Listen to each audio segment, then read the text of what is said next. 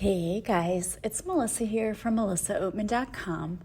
Welcome to Awaken Your Inner Awesomeness, a daily podcast devoted to spirituality and self-help. If you're new, I want to welcome you. If you're returning, welcome back. So today I wanted to talk to you about taking actionable steps in your life. I was working with a client not too long ago, and we were talking about what she wanted to see in her life and how we could make a plan of action for her. And it occurred to me that many of us have amazing ideas. We get an idea that, I want to go back to school, or I want to start a business. And I've in several other business groups that support women, so female entrepreneur groups. One of them is called Boss Moms. And I'm in this group, and people post things all the time trying to get feedback or ideas. And one of the things that I've noticed lately is that there are a lot of people posting that they want to take their business to the next level, or they have an idea that they want to start a business, and they just don't even know where to start. So they get overwhelmed, and then they quit. And with the case of one of my clients, this person had an idea, wanted to get it out there, and just never got it off the ground because she just let herself get overwhelmed and quit before anything was ever even started. And that happens to the best of us. And there's a reason that happens. We have this really great idea, which I never believe those ideas are our own. I feel like they're always divinely guided, and there's a reason we've been given that desire in our heart that we're supposed to be putting action into this. But we get an idea, and instead of just planning out, what is the first actionable step I can take? Many of us, we try to picture the entire thing right away, right? So let's say you wanted to start a business. You start imagining everything all at once. Okay, I have to have a website. I have to get marketing. I have to do this. I have to do that. It's just, you look at the whole picture, what do I have to do for the entire business? And that by next year, it's got to be completely this way. A lot of people do that. And it's fine if you want to come with a plan for the entire year. Some people are good at that. But what a lot of people do is they look at the whole plan and they look at the overview and they get very, very overwhelmed. And they don't even see a way that they could make this work. And then they give up. And I'm here to tell you that you do not have to have the entire thing planned out. You really don't. You don't have to have all of the answers right now, and you don't have to know how everything is going to come into alignment. You just have to make that first move and take that first step. Now, does that mean that you're going to never make mistakes? Well, no, of course it doesn't. Trust me. This is the almost third year of my business. Have I had to course correct? Yes. Am I getting ready to try to take it to a new level and try new things? Yes.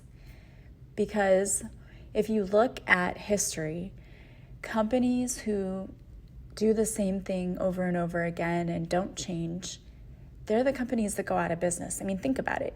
You have companies like Blockbuster. Well, what happened? Well, they were very successful for a while when VHS was successful. And then DVD came out. Well, they did make the shift and they started ordering DVDs.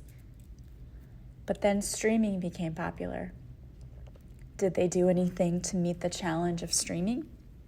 No. Well, I think they tried to too late in the game. I think when Netflix came on the scene, and I really remember when this happened because my ex-husband was working at Best Buy, and because he was an employee there and Netflix was partnering with Best Buy, he came home and he said, well, we get this deal that we can do Netflix for, it was $9 a month or something. It was even cheaper than that, I think. Maybe it was $5 a month. And that was when they had discs, when they sent you DVDs. We got in on that. And I thought it was a really cool thing, but it was kind of annoying that you had to wait for you to ship the DVDs and then they'd send a new one. But it was exciting because you could get new DVDs. And that was way back then. And then they totally shifted and Netflix became a streaming platform. That was a game changer.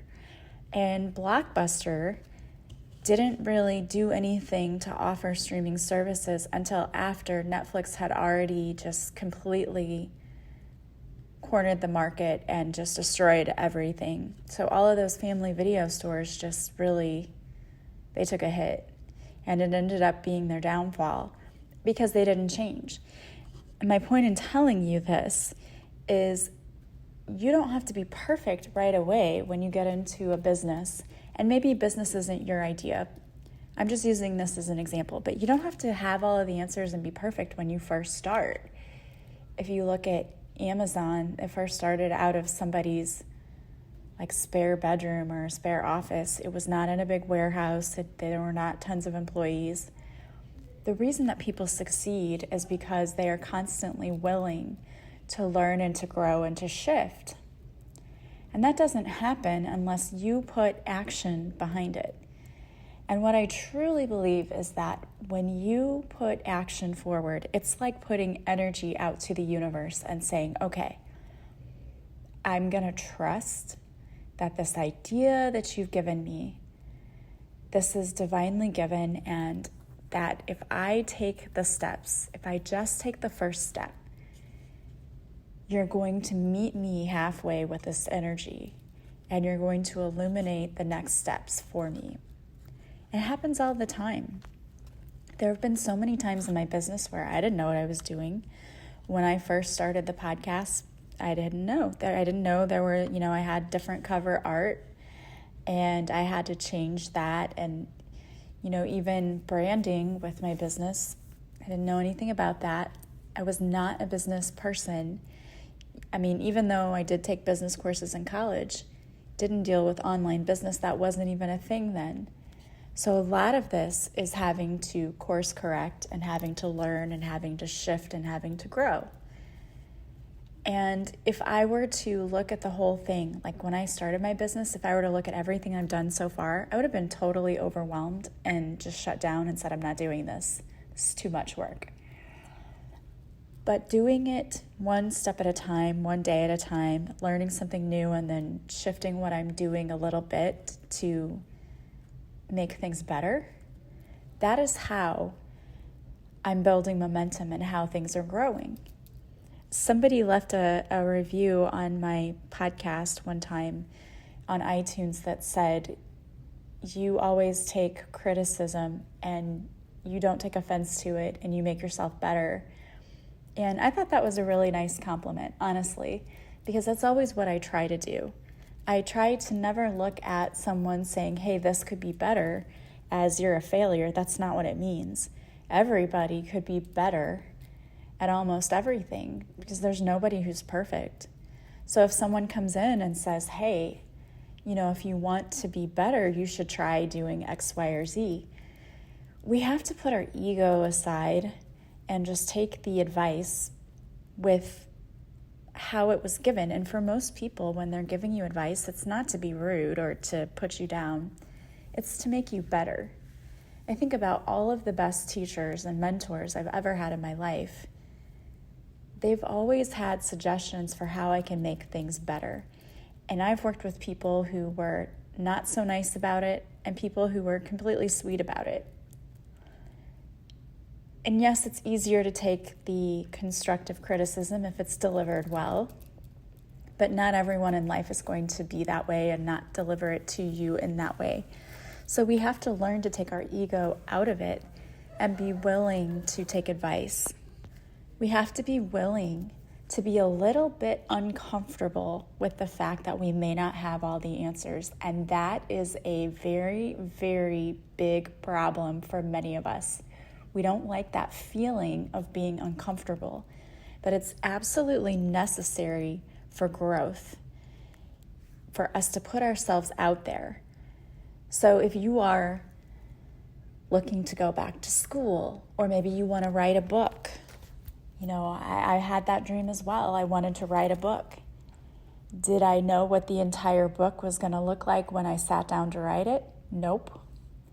Did I know who was going to publish it? Nope. Did I have an idea? Yes. My idea was simply sit down and start writing about your story. Write what happened to you. I didn't even know if there would be enough to tell to actually be enough to have a book. At first I thought, no, there might only be, a few pages. I don't know. Who knows what I have to say? And then I sat down and just started writing. And even the first day that I wrote half of a chapter.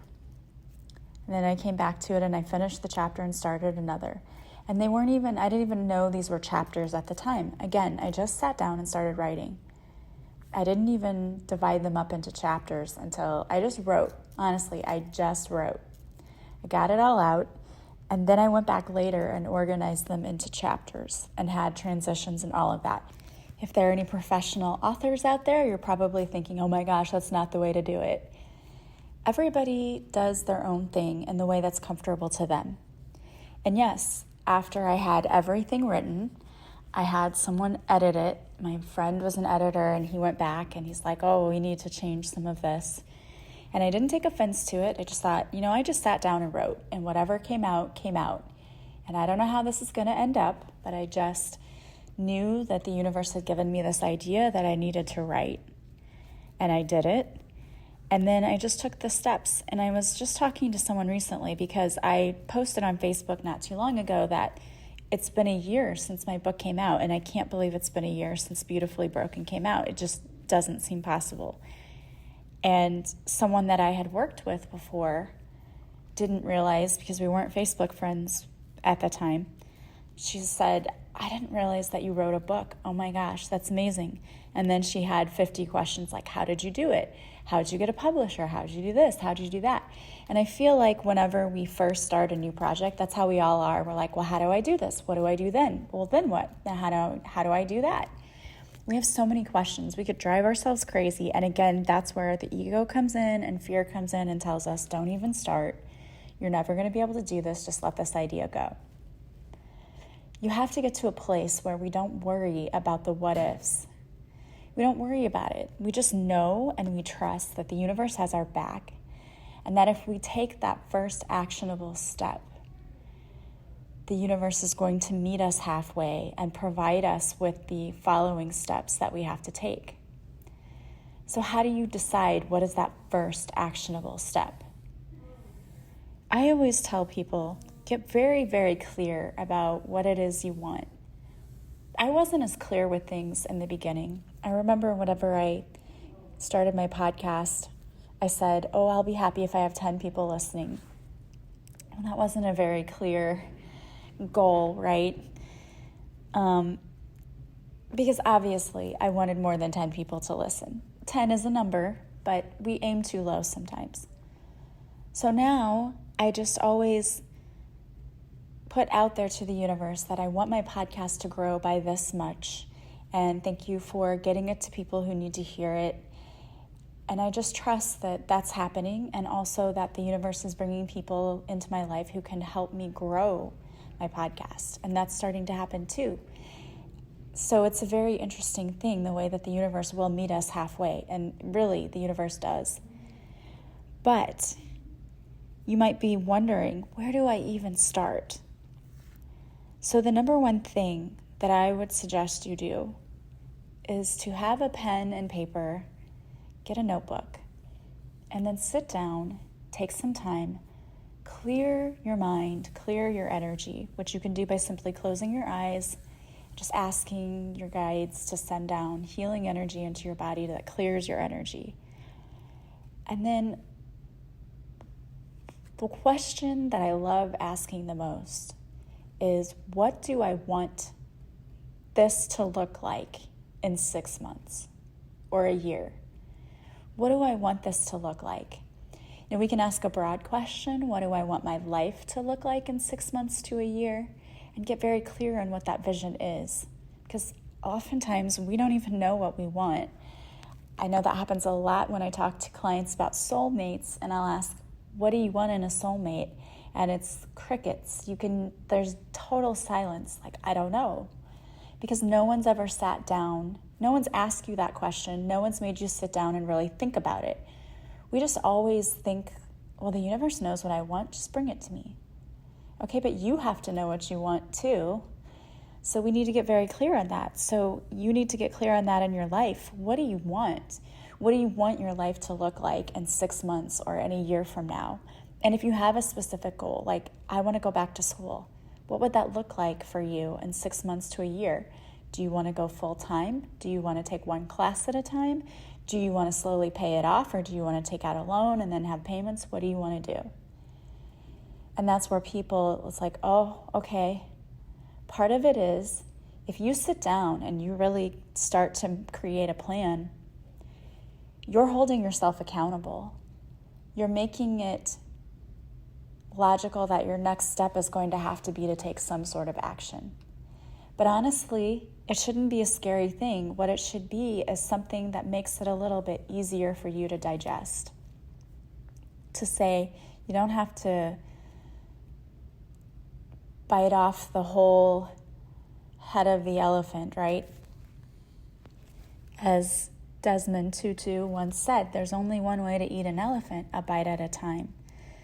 And what that means is when things look overwhelming and it looks like you have a huge task ahead of you, take it one step at a time. This is something that we've had to really force onto my mom and just ingrain this in her over and over again, because they told her that she needs to do another round of chemo, and it's preventative. It's to make sure that it just doesn't come back. But she's so tired and her body is so worn out, and she just kept saying, I can't do it. This is too much. Because she's looking at 8 more treatments of chemo. And from the very beginning, we told her, don't look at that number. You go to your first treatment and you say, 1 down. 1 down. Okay, on to the next one. And it's difficult because we tend to just want to look at the whole thing all at once. But you've got to take it one step at a time. So we told her, 1 step at a time. And I love what the doctor told her just when she went recently. He said, okay, imagine that you're running a marathon and it's 100 miles. You're at mile marker 75. So you're 75% of the way through. You've just got that little extra to go. And you can visualize that the finish line is right in front of you. And we really need to do that when we're trying to figure out what we want to do. Stop trying to look at the whole big picture and instead just look at your next actionable step. What is the next possible thing that you could do? Is it go online and look up schools? Is it sit down and just start writing your book? What is it? What is the next step you can take? Is it just record that first podcast episode? That's what I did. Some people are like, well, I've got to plan it out and I've got to sit down and I've got to do a topic for each week. That's not what I do. It's not what I do at all. I just hit the record button and I say what I want to talk about. And I do feel like the topics are divinely given. Totally. So whatever I'm talking about, the universe is telling me people need to hear. And it's amazing because then people will reach out and say, that was exactly what I needed to hear today. And I will say, really? That's amazing. But I already know that. I already know the universe has given me certain topic ideas for a reason. So you're just being asked to take that next actionable step. So sit with your energy all aligned and then ask the universe to give you that first step. What is the first step that you should be taking? And have your pad and pencil with you and just jot down what comes to mind. If we ask for guidance, the universe will give it. But remember, you have to make time to slow down in order to receive it. So, what actionable step will you take today in your life? And I want you to let me know what it is that you're doing to make your dreams a reality. What first step are you taking? And if you need an accountability partner, you can work with me with coaching, and we can create your plan together and give you tools to help you really get it all down. You deserve to live your absolute best life. And that's not a life where you wake up going, is this all there is? That's not it. So I hope that you are taking the steps to show the universe that you are ready to soar, because the universe is ready to help you. All right, guys, I wanted to pull a card for you today. Before I reveal the card, I want to make a couple of announcements. First of all, as always, if you like this podcast, please subscribe. Please leave a positive review from wherever you're listening. And the greatest compliment you can give me is to refer me to others, whether that's this podcast or working with me, whatever. Thank you for doing that. Also, if you want to work with me, you can go to my website, melissaoatman.com. I offer one-on-one coaching, Reiki sessions, past life regression, and readings. And you can still purchase my book, Beautifully Broken, available on Amazon, Barnes & Noble, and Goodreads. All right, the card I pulled for you today is from the Teachings of Abraham deck by Jerry and Esther Hicks. It says, "The universe is big enough to fulfill my every intent. The universal manager has the ability to bring everyone a vibrational match to what they are giving their attention to, without depriving anyone else of what they are wanting." I love that. So what this really speaks to me about is the fact that it doesn't matter if you want to become a teacher and there are 50 gazillion teachers out there and you're like, there are too many. Why are people going to come to me? Or you want to write a book and you say, there are already 50 million books on this topic. Why should I write this book? You offer a unique take that no one else has. And when you don't put yourself out there, you may be depriving someone of learning from you, of being someone's mentor. And there is enough to go around. So just because there are already 50 million authors who have had the same book idea as you, it doesn't mean that you're going to take away from anyone else or that there isn't enough to go around. So stop letting fear of that's already been done hold you back. Yes, it's already been done. Look. When Netflix came on the scene, there were already DVD stores. It had kind of already been done. They just brought a new twist to it. They brought their own spin on this idea of movie rental. And look what it did. So you may be coming onto the scene with an entirely new perspective and the fresh ideas that people are really looking for. So don't let that hold you back. Know that whatever you choose to focus on grows, and if you choose to focus on your success, that is what you are going to see grow, and the universe will absolutely match you. Absolutely. So instead of focusing on, oh no, I have to do this, and this, stop. Take a deep breath. What do you need to get done for today? What's one actionable move you can make today? All right, guys. Well, I want to thank you so much for being here with me. I am so thankful that you are a part of my soul tribe. I hope that you have a beautiful day from wherever you are listening. I am sending you so much love and light, and I will talk to you soon. Bye, guys.